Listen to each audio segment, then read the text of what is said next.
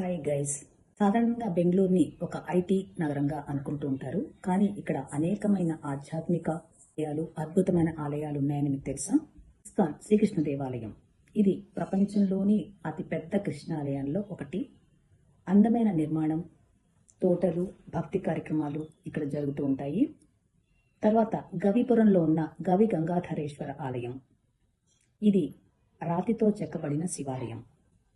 ఇక్కడ ఏంటంటే ప్రతి మకర సంక్రాంతి రోజున సూర్యదేవుని కిరణాలు నంది కొమ్ముల మధ్యగా ప్రకాశిస్తూ గర్భగృహాన్ని ప్రకాశింపచేస్తూ ఉంటాయి. అంటే నంది కొమ్మల మధ్యలోంచి సూర్యకిరణాలు ప్రసరిస్తాయన్నమాట. అప్పుడు గర్భగుడి కూడా ప్రకాశింపవంతంగా వెలుగొందుతూ ఉంటుంది.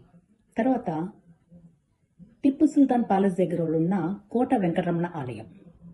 ఇది విజయనగర రాజులు నిర్మించారు. ఇక్కడ విష్ణు అవతారమైన వెంకటరమణ స్వామి వారికి ఇది అంకితం చేయబడింది.